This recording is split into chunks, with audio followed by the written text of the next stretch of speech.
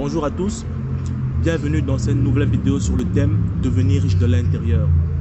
Thème qui part du principe selon lequel on devient riche pas parce qu'on a eu de la chance ou parce qu'on a investi dans tel ou tel secteur d'activité ou qu'on a lancé tel ou tel type d'entreprise, mais on devient riche parce qu'on est devenu un nouveau type de personne. Et pour devenir ce nouveau type de personne, il faut travailler sur soi.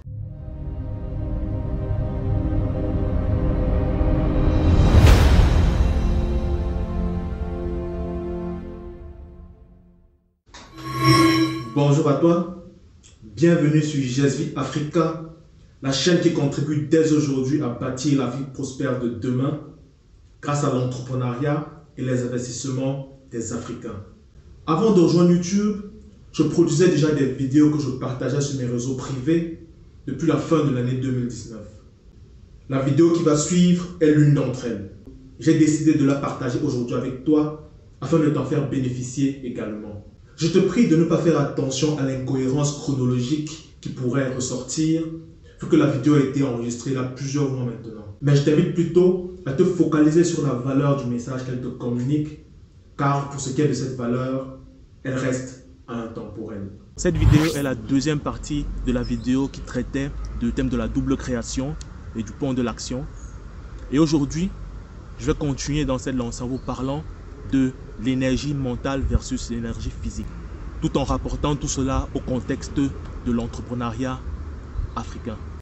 Lorsque Jeff Bezos crée Amazon en 1994, l'histoire n'a pas commencé là en réalité. En réalité, elle a commencé dès la fin de ses études universitaires. En tant qu'étudiant le plus brillant de sa promotion, il est désigné pour faire un discours à la cérémonie de remise des diplômes de fin d'études. Et dans son discours, il parle de conquérir la Lune, c'est-à-dire permettre à l'espèce humaine de pouvoir s'installer sur la Lune en créant une structure qui va travailler à cette conquête de la Lune. Mais quand il commence sa carrière professionnelle, il travaille, si je ne me trompe pas, dans une société financière, une grande banque américaine, je pense. Mais en tout cas, il ne crée pas Amazon juste à la fin de ses études universitaires, mais au début de la trentaine. Et c'est quoi son plan? Son plan est le suivant. Pour pouvoir créer cette structure qui va me permettre de conquérir la Lune, il faudrait que j'ai les ressources financières nécessaires. Et pour avoir les ressources financières nécessaires, qu'est-ce qu'il faut faire? Il faut créer une entreprise qui va me permettre de gagner suffisamment d'argent pour me lancer dans un tel projet. Au fil de sa carrière professionnelle, ce que je vais appeler sa première carrière professionnelle, il ficelle l'idée d'Amazon et c'est comme ça qu'au début de la trentaine, il lance l'entreprise afin qu'elle devienne notamment la plus grande librairie du monde en ligne. Mais pas seulement, car Amazon aujourd'hui, c'est bien plus qu'une simple librairie. Mais l'ambition est là, créer une entreprise de dimension mondiale. Et même le nom d'Amazon n'est pas choisi au hasard. Et je ne sais pas si lui-même s'est rendu compte de la puissance du choix du nom qu'il a fait. Amazon pour désigner le fleuve le plus long du monde, mais aussi pour désigner le fait qu'elle propose tout ce dont vous avez besoin de A à Z, d'où la présence des lettres A et des lettres Z dans le nom. Et bien sûr, accessoirement, il voulait aussi que le nom soit présent dans les premières pages de l'annuaire. Et vous voyez que dès le départ, dans la création d'Amazon, avec le choix d'un tel nom, il a déjà des ambitions planétaires. Et qu'est-ce qu'Amazon est devenu aujourd'hui? Eh bien, l'entreprise planétaire qu'il avait déjà projetée dès le départ. Et dans la foulée, qu'est-ce qu'il fait 6 ans après la création d'Amazon? Il crée Blue Origin en l'an 2000. Entreprise qui est dédiée à la conquête de la Lune, permettre à l'humanité de s'installer sur la Lune.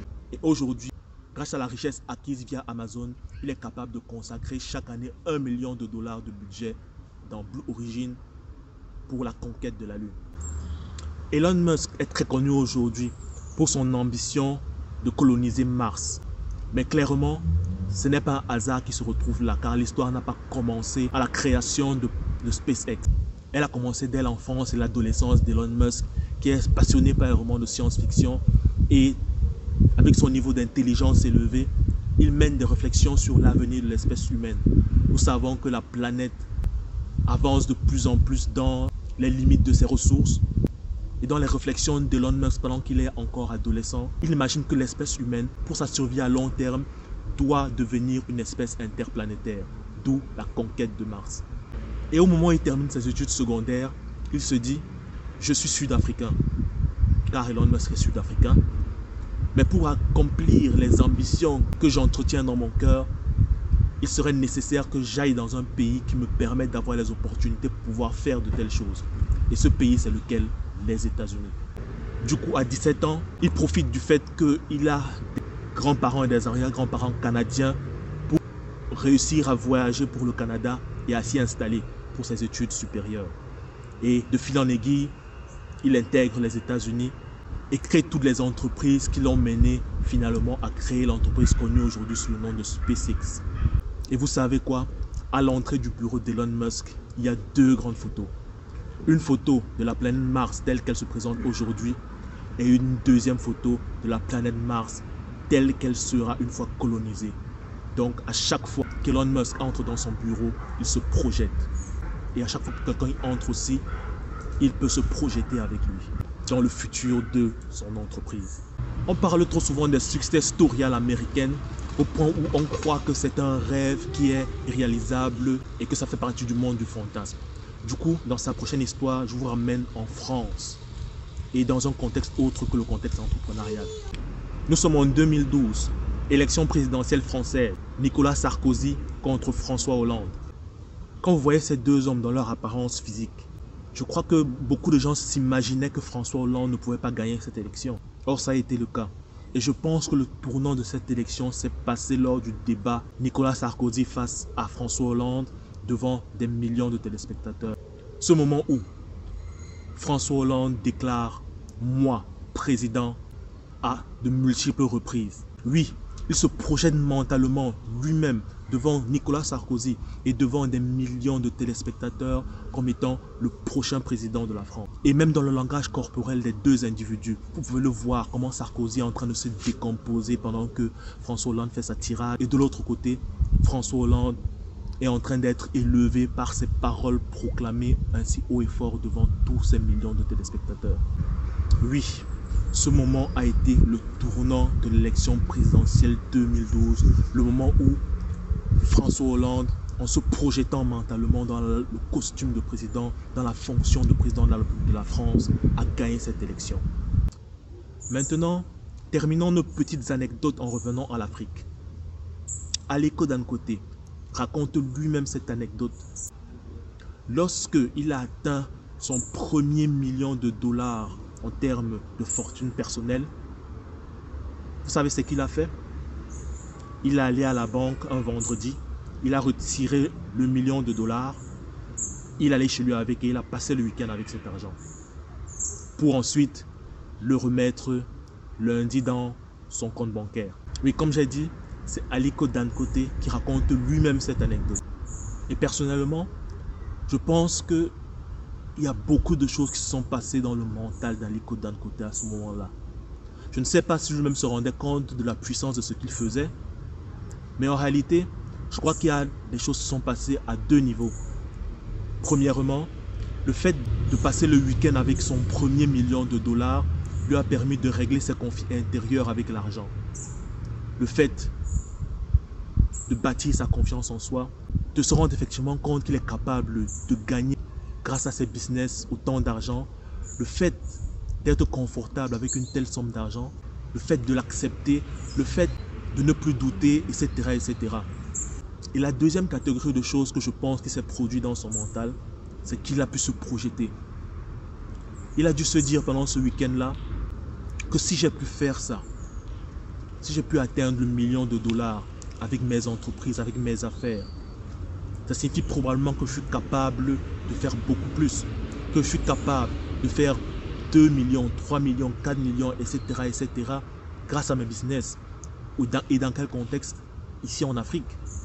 Il a dû se dire que c'est vrai, que c'est possible de faire ce qu'on entend faire aux États-Unis, ici en Afrique, devenir extrêmement riche. Certes, ça ce sont mes assumptions, mais sincèrement, je ne pense pas qu'il a passé un week-end avec 1 million de dollars chez lui, son premier million de dollars qu'il a gagné grâce à son travail, et qu'il n'a pas réfléchi longuement à plein de choses, parmi lesquelles les choses similaires que je viens d'évoquer à l'instant. Toutes ces petites histoires ont pour but d'illustrer le fait qu'en entrepreneuriat, il ne suffit pas juste d'investir de l'énergie physique dans les activités, monter, descendre, chasser les clients, signer tel ou tel document, fabriquer tel ou tel produit, transporter les marchandises, remplir tel ou tel document, travailler 50 heures par semaine, 70 heures par semaine.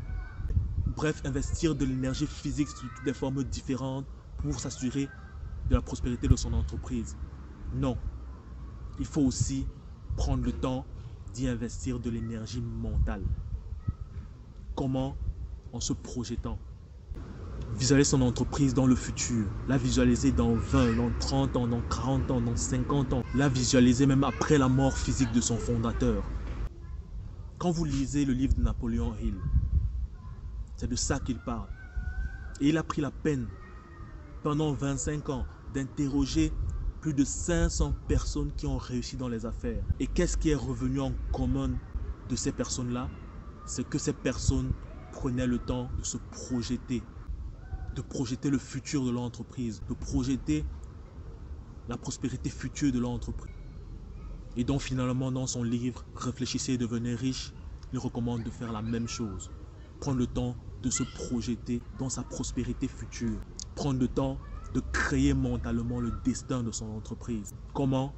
En l'imaginant et en le mettant même pas écrit. Et en se le répétant régulièrement, en relisant ce qu'on a écrit. Ça a l'air simple comme ça, mais c'est puissant. Et honnêtement, combien d'entrepreneurs africains le font? Combien d'entrepreneurs en Afrique, quand ils lancent leur business, quelle que soit la taille de leur business, prennent le temps de s'asseoir et de s'imaginer. Mon entreprise de taxi, mon élevage de poulets, ma plantation, dans 10 ans, dans 20 ans, dans 30 ans, comment est-ce qu'elle sera? Combien d'employés j'aurai? Combien d'hectares j'occuperai? Combien de tonnes de produits je produirai par an? Combien de points de vente j'aurai à ce moment-là? Et ainsi de suite, et ainsi de suite. Investir de l'énergie mentale dans la création du destin de son entreprise. Pas juste passer des heures à travailler de manière à dépenser de l'énergie physique, mais aussi passer du temps à dépenser de l'énergie mentale dans son entreprise. Et comme preuve supplémentaire, ce n'est pas juste de l'énergie physique qu'il faut investir dans le travail, mais surtout de l'énergie mentale. C'est que qui est mieux payé dans les entreprises? Est-ce que c'est ceux qui font un travail physique difficile? Est-ce que c'est ceux qui investissent plus d'énergie physique? Non, en général, les mieux payés sont ceux qui investissent plus d'énergie mentale dans des analyses, dans la prise de décision, etc., etc. Donc, une chose que les entrepreneurs africains doivent apprendre à faire, quelle que soit la taille de leur business, petit ou grand, c'est de prendre le temps de se projeter mentalement dans le futur de leur entreprise. Ou autrement dit, de prendre le temps de créer mentalement le destin de leur entreprise. Concrètement, plusieurs fois par semaine, à des moments précis, se retirer et imaginer le futur de leur entreprise, se projeter dans l'avenir prospère et glorieux de leur entreprise. Et maintenant, en matière d'enrichissement, c'est le même principe en réalité. Sachant d'ailleurs que dans le livre de Napoléon Hill, Réfléchissez et devenez riche, il applique spécifiquement ce principe au domaine de l'enrichissement. À savoir, se donner un délai dans l'avenir, 10 ans, 20 ans, 30 ans, 40 ans, à chacun de voir, et d'imaginer, ok, dans ces 25 ans, quel sera le montant de ma fortune personnelle? À ce moment-là, comment je vais utiliser mon temps? Quel genre de voyage je vais faire? Comment je vais occuper mes journées en tant que personne riche? Quel genre d'expérience je vais m'offrir et offrir à mes proches? Quel genre de biens matériels je vais posséder? Et ainsi de suite, et ainsi de suite. Et si en plus cette vidéo t'apporte de la valeur, alors n'oublie pas de la liker, de la partager et ou de la commenter de manière à propulser son contenu afin d'en faire bénéficier quelqu'un d'autre comme toi qui en aurait éventuellement besoin. Merci à toi.